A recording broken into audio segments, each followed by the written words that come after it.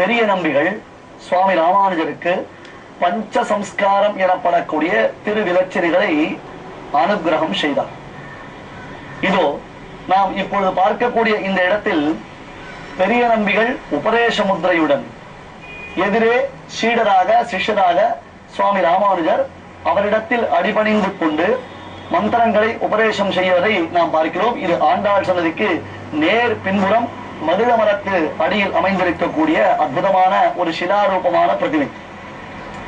இன்றைக்கு சற்றேறக்கூடிய 1000 ஆண்டுகளுக்கு முன்பாக நடைபெற்ற ஒரு அற்புதமான சம்பவத்தை தான் தற்பொழுது இந்த இடத்தில் நாம் விவரித்துக் கொண்டிருக்கிறோம். இந்த மகிழ மரத்தின் புண்ணியத்தின் பரிபக்குவமாக, அதாவது மகிழ மரத்தின் அடியில் இதனுடைய நிழலில் நாம் இருப்பது நம்முடைய புண்ணியங்களை மேன்மேலும் வளர்ப்பதாய் அமைந்திருக்கின்றது.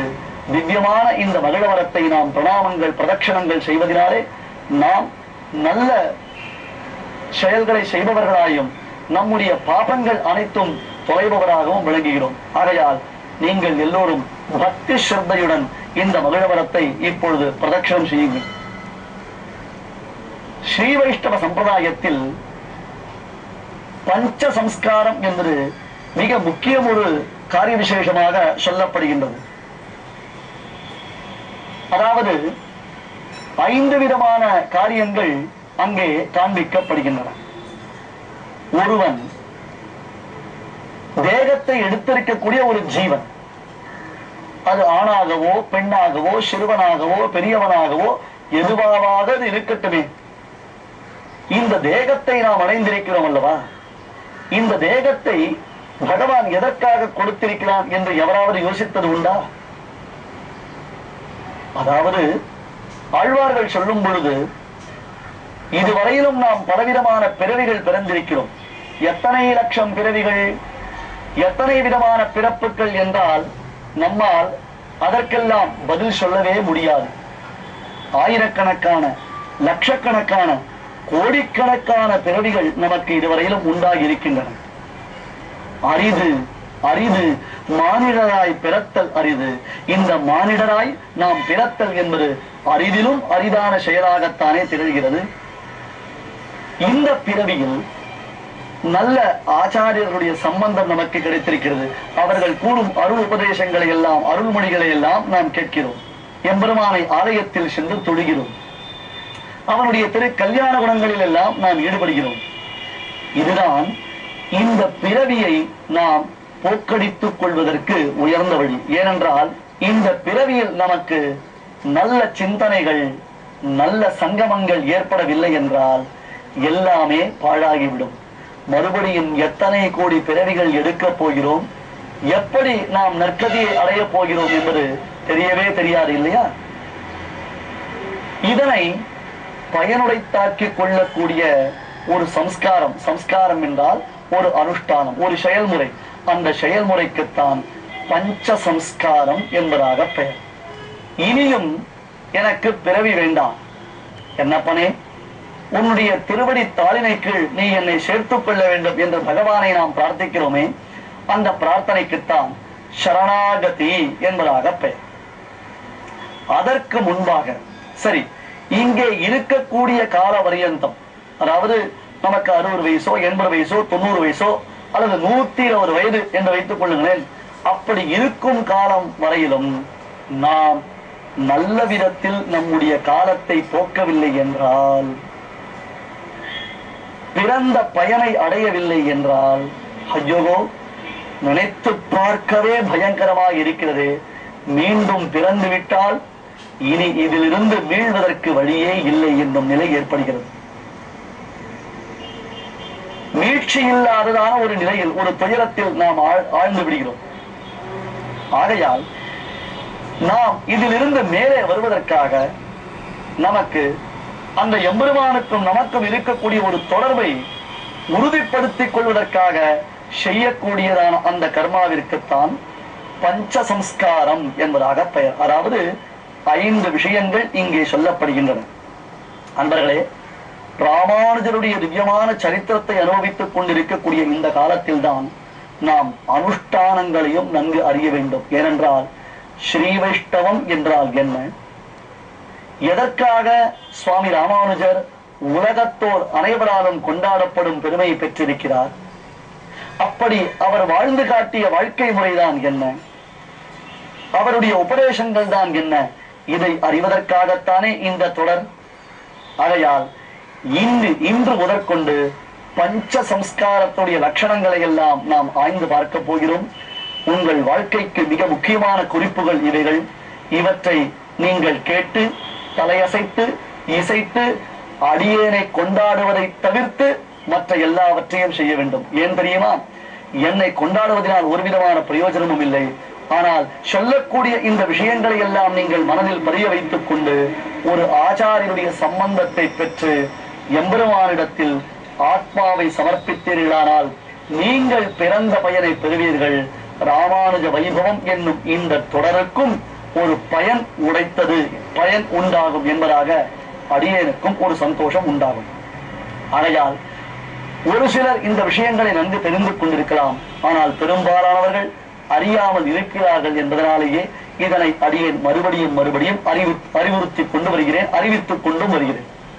தாபகா, புன்றகா, நாமம், மந்திரம், தாஸ்யம் என்பதாக 5 விஷயங்கள் இந்த இடத்தில் ராமானுஜருக்கு பெரிய நம்பிகளால் செய்யப்பட்டது. தாபகா, புன்றம், நாமம், மந்திரம், தாஸ்யம் 5 பஞ்ச சம்ஸ்காரம் என்று சொல்லப்படுகிறது. தாபகா என்றால் என்ன? தீயில் பொலிகின்ற செஞ்சுடராழி திகழ் திருச்சக்கரத்தில் கோயில் பொறியாலே ஒற்றுண்டு நின்று குடிகுடியாட்செய்கின்றோம். முதல் விஷயம் தாபம். என்ன செய்வார்கள் தெரியுமா பெரியவர்கள்?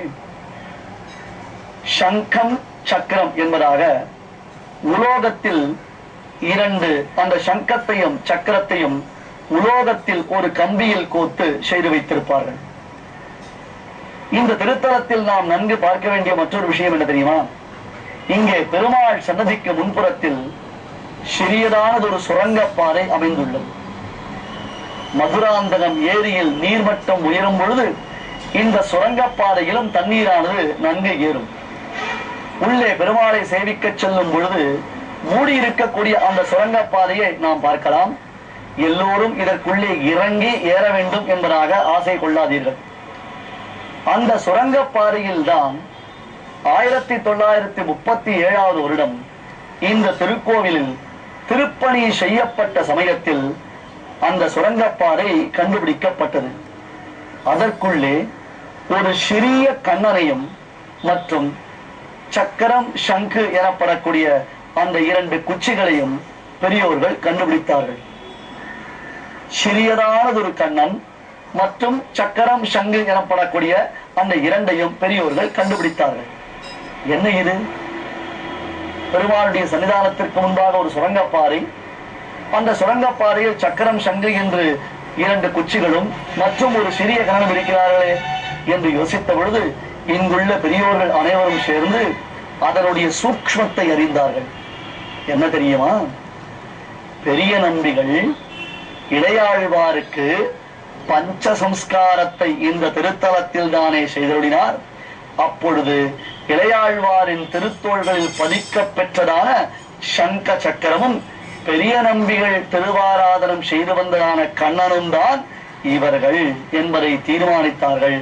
அந்த கண்ணனையும் சங்க சக்கரத்தையும் இங்குள்ள பெரிய நம்பிகள் சுவாமி ராமானுஜருடைய சன்னிதானத்தில் எழுந்தருள பண்ணி வைத்திருக்கிறார்கள். இன்றளவும் நாம் சென்று சேவிக்கலாம். இதோ இப்பொழுது நாம் இந்த சுரங்கப்பாதையை பார்க்கிறோம். மறுபடியும் அன்பர்களே, உங்களிடத்தில் ஒரு விண்ணப்பம். நீங்கள் எல்லோரும் இதில் இறங்கி ஏற வேண்டும் என்பதாக ஆசை கொள்ளாதீர்கள். மற்றொன்று, நமக்கு அர்ச்சக சுவாமிகள் மிகுந்த ஆசையுடன் சேவை சாதித்து வைக்கிறார்களே, சிறியதான இந்த கண்ணரையும் சங்க சக்கரத்தையும் சேவியுங்கள். கட்டாயம் இந்த திருத்தலத்தில் வந்து சேவியுங்கள். பெரிய நம்பிகளும் பகவத் ராமானுஜர் இல்லறத்தில் இருக்கக்கூடிய நிலையில் அமைந்திருக்கக்கூடிய இந்த சன்னதியில் அவற்றை பார்க்கலாம். இனி அந்த சக்கரம் சங்கு என்னும் 2 குச்சிகள் உள்ளன அல்லவா, அவற்றை நெருப்பில் நன்கு பழுக்க காய்ச்சி நம்முடைய தோள்களில் ஆச்சாரியர்கள் பதித்து வைப்பார்கள். தீயில் பொலிகின்ற செஞ்சுடர் ஆடி திகழ் திரு சக்கரத்தின் கோயில் பொறியாலே ஒற்றுண்டு நின்று குடி குடி ஆட்சிகின்றோம். வைஷ்ணவ இலச்சினைகள் பதிக்கப்பட்டால் தான் ஒருவன் வைஷ்ணவன் என்று பெயர் பெறுகின்றான். அவர் எந்த குலத்தில் எந்த மதத்தை சேர்ந்தவராக இருந்தால் கூட இந்த சங்க சக்கரங்கள் தோளில் பதிக்க பெற்றது என்றால் தான் அவருடைய வாழ்க்கை முழுமை அடைகின்றது. வன்மையாவது நின் கோவிலில் வைட்டினவன் என்னும் வன்மை என்று ஆழ்வார்கள் அருள் செய்கிறார்கள். எம்பெருமானே, நான் பிறந்தேன், நான் ராமன், நான் கிருஷ்ணன், நான் அனந்த பத்மநாபன், என்னுடைய பெயர் லட்சுமிகாந்தன் என்றெல்லாம் பெருமிதம் பெற்றுக் கொள்வதை விட நான் ஒரு ஸ்ரீவைஷ்ணவன், ஆச்சாரிய சம்பந்தத்தை பெற்றவன், ஆச்சாரியரின் திருவடியை ஆசிரித்தவன் என்று சொல்லிக் கொள்வதில் தான் நமக்கு பெருமை உண்டாகின்றது. ஆகையால் தாபம் என்றால் அக்னியில் நன்கு பழுக்க காய்ச்சியதான அந்த சக்கரம் சங்கு என்னும் 2 குச்சிகளை தோளில் பதித்து வைத்துக் கொள்வது இருக்கிறதே, அதற்குத்தான் தாபம் என்பதாக பெயர். இதை கேட்டவுடன் இது ஏதோ காட்டுமிராண்டித்தனமான காரியமாக இருக்கிறதே என்பதாக இன்றைய இளைஞர்கள் நினைப்பார்கள் அல்லவா? அதற்கும் ஒரு பதில் உண்டு. இதனை தொடர்ந்து பார்க்கிறோம். நமக்கு மகிழமரம் நிழல் அளிக்கின்றது, மகிழமரம் நம்முடைய பாபங்களை ஒழிக்கின்றது.